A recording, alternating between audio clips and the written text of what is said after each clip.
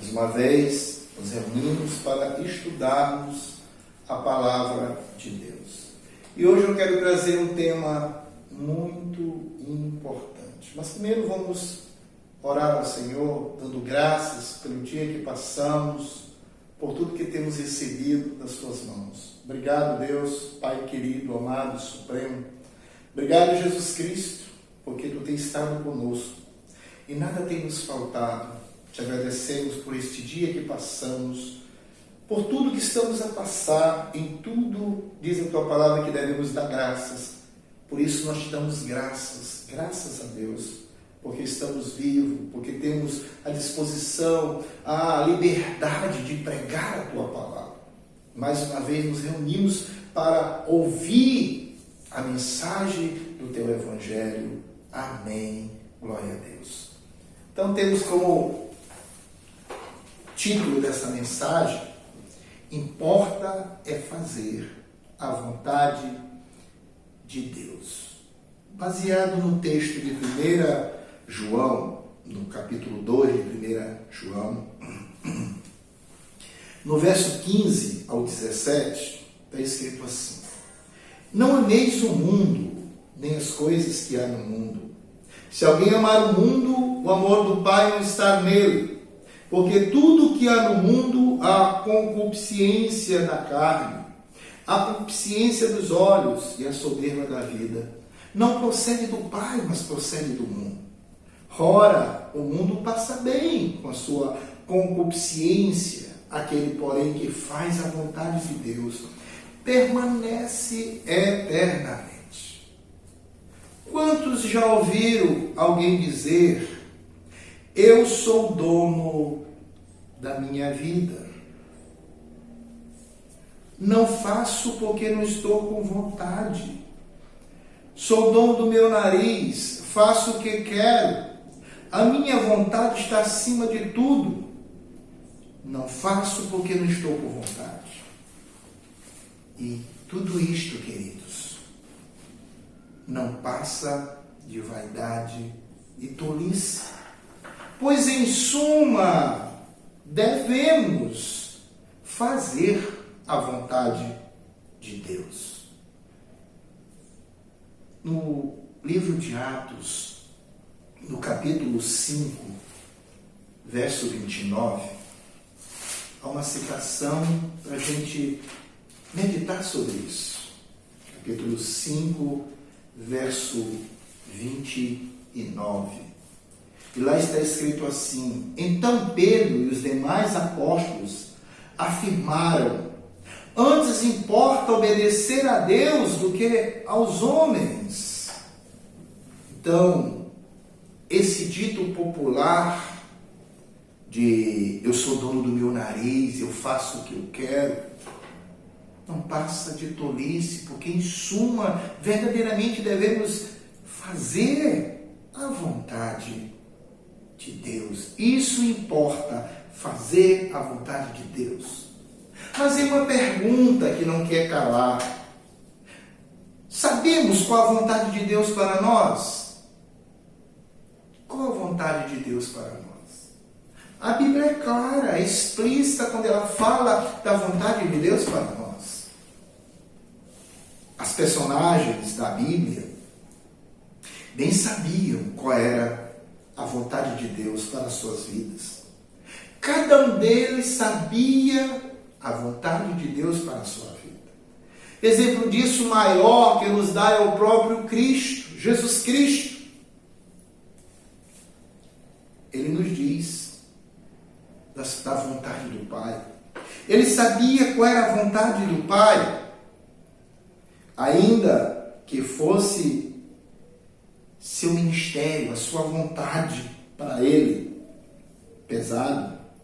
Vontade de Deus para a sua vida, ainda que fosse pesado, pois isto é reconciliar a humanidade com o Pai, assumir o lugar do pecador, e assumir o lugar do pecador, que era a vontade de Deus para Jesus, culminando assim com a sua morte e de cruz. Morte de cruz, assumindo o lugar da humanidade, assumindo o pecado da humanidade, culminando com a sua morte e morte de cruz. Mesmo assim, ele preferiu fazer a vontade do Pai. Capítulo 6 de João. Capítulo 6 de João, no verso 38 ao 40, é escrito assim, ó: porque eu desci do céu, não para fazer a minha própria vontade, e sim a vontade daquele que me enviou. E a vontade de quem me enviou é esta, que nenhum eu perca de todos os que me deu. Pelo contrário, eu ressuscitarei no último dia. De fato, a vontade do meu Pai é que todo homem que vir o Filho e nele crer tenha a vida eterna. E eu ressuscitarei no último dia. Então, Jesus Cristo sabia a vontade do Pai para ele. Certa vez, ele orando disse: Pai, se possível, afasta de mim este cálice. E esse cálice não era outro a não ser a cruz. Mas em tudo, faça a tua vontade. Outra personagem bíblica bem conhecida, que sabia a vontade de Deus para ele, era Paulo, o apóstolo Paulo. No capítulo 23 de Atos, no verso 11. 23 de Atos, verso 11. Está escrito assim, queridos: na noite seguinte, o Senhor, pondo-se ao lado dele, ou seja, de Paulo, disse: coragem, pois do modo porque deste testemunho a meu respeito em Jerusalém, assim importa que também o faças em Roma. E se a gente for ler o livro todo de Atos e as cartas, ele foi prisioneiro em Roma e lá ele é decapitado. Ele sabia que a vontade de Deus para ele era pregar e testemunhar da glória de Deus tanto a judeus como a gregos e para os gentios. E quantos esta vontade, e como esta vontade foi cumprida? Quando esta vontade foi cumprida, a vontade de Deus na sua vida, ele pôde dizer algo assim maravilhoso para a nossa crença, para a nossa edificação espiritual. Quando ele escreve a segunda carta ao jovem pastor Timóteo, no capítulo 4, ele diz assim, no verso 6: quanto a mim, estou sendo já oferecido por libação. O tempo da minha partida é chegado. Combati o bom combate, completei a carreira, guardei a fé. Agora a coroa da justiça me está guardada, o qual o Senhor, reto juiz, me dará naquele dia, e não somente a mim, aleluia, mas também a todos quantos amam a sua vinda. Ele cumpriu cabalmente a vontade de Deus para ele. Passou por naufrágios, por açoites, por frio, mas foi suprido pelo Senhor. Testemunha diante de muitos ali, grande, em Roma. E no tempo determinado, ele é recolhido para o seio do Senhor. E quando isso estava próximo, creio eu que Deus o revela isto a ele, e ele escreve encorajando ao jovem pastor Timóteo: combati o bom combate, completei a carreira, mas guardei a fé. Guardei a fé, cumprindo a vontade do Senhor. Outro também que podemos falar é de Pedro. No capítulo 21 de João, no verso 15, capítulo 21 de João, no verso 15, vamos chegando lá.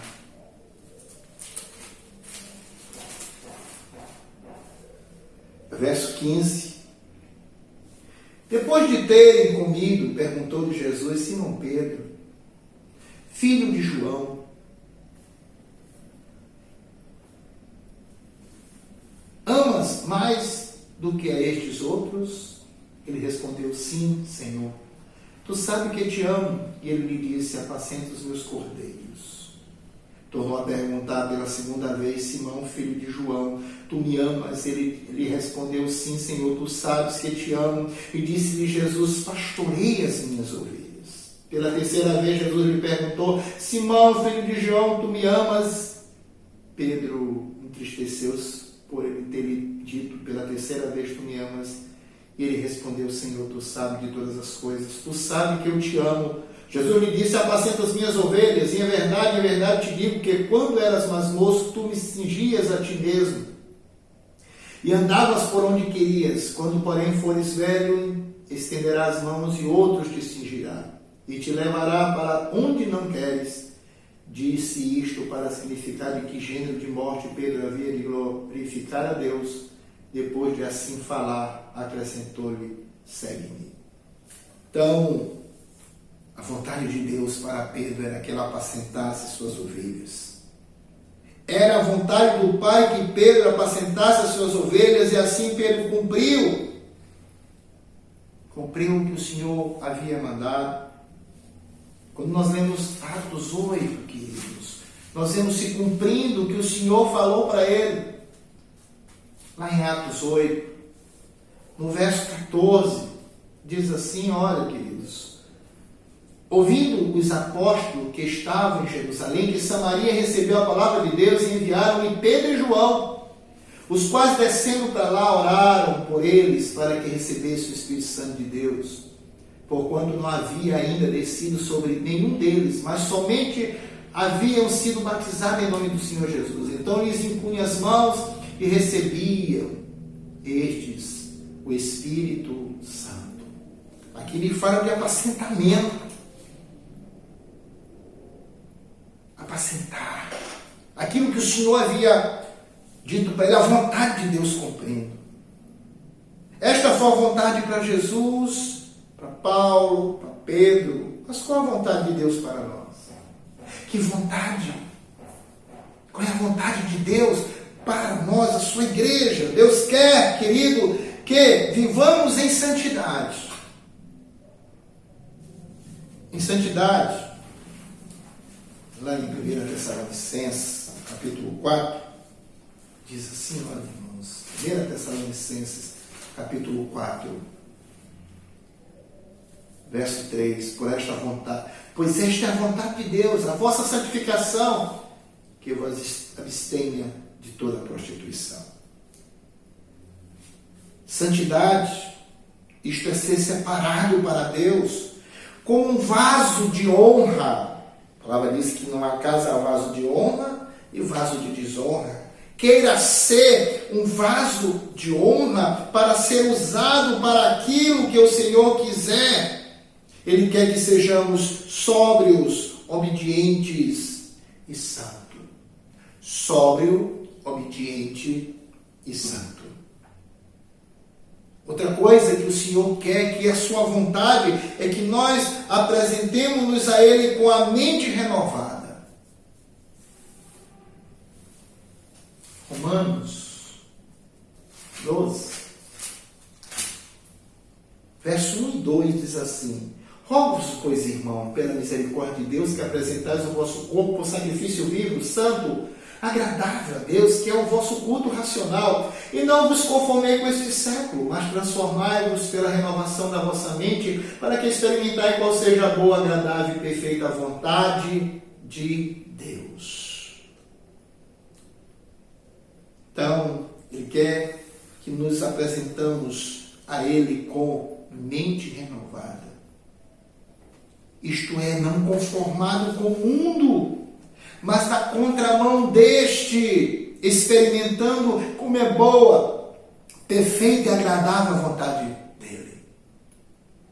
Queira fazer a vontade de Deus. Por último, que nós queremos falar nesta mensagem, é que a vontade de Deus é que ninguém se perca. ninguém se perca. Mateus, o verso 18, capítulo 18, verso 10, ele diz assim, capítulo 18, verso 10, ele diz assim, vede, não desprezais a qualquer destes pequeninos, porque eu vos afirmo que os seus anjos nos céus, não é isto, irmãos, mas a palavra dada à 100ª ovelha, em que ele deixa 99 e vai buscar aquela que se desviou. É esse texto mesmo. Vede, não desprezeis a qualquer destes pequeninos, porque eu vos afirmo que os seus anjos nos céus veem incessantemente a face do meu Pai Celeste. Porque o Filho do Homem veio salvar o que estava perdido.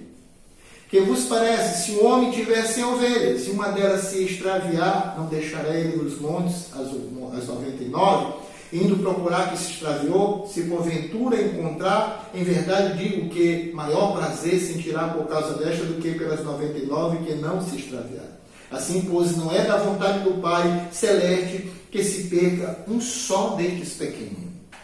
Então, Deus não quer que se perca nenhuma das suas criaturas, pois este enviou seu Filho unigênito que anuncia que Ele é a vida. Anuncia que Ele é a vida. É o caminho, a verdade. Ele diz, eu sou o caminho, a verdade e a vida. Ninguém vai ao Pai senão por mim. Então Ele quer que ninguém se perca e ao mesmo tempo Ele mostra o caminho para que ninguém se perca. O caminho é o seu próprio Filho, é Jesus Cristo. Está lá em João 14:16. Eu sou o caminho. Jesus afirma isso. A vontade de Deus é que ninguém se perca. Ele não quer que você que nos ouve nesse momento se perca, mas que seja encontrado por Ele. Eu quero concluir dizendo, abra mão da sua vontade para fazer a vontade de Deus, entregando-se a Jesus em verdade, aceitando a vontade de Deus, que é isto, porque Deus enviou seu Filho para que nele possamos cumprir a vontade dele para nós. Amém? Inclina a tua cabeça, vamos orar. Senhor, obrigado. Obrigado por esta mensagem, que o teu Espírito nos leva a meditar em fazer a tua vontade. Não a nós abrimos mão das nossas vontades, Senhor, para fazer a tua. E assim entender tudo que tu tem para nós. Neste momento tão difícil, que o Senhor nos console, nos conforte, nos enche de coragem, de ânimo, de amor, porque o amor lança fora o medo. Por isso, receba no teu coração o amor de Deus, encha-se de coragem e vença os obstáculos, vença tudo que se apresenta contrário para o louvor da glória de Deus. Amém? Muito obrigado. E continua no templo a oração das 6, a oração das 11 e a orações das 5 da tarde. Que o Senhor nos abençoe. Que o amor de Deus, a consolação gloriosa do Espírito Santo e a graça sobre graça de Jesus Cristo permaneça eternamente em nossas vidas. Quem recebe, diga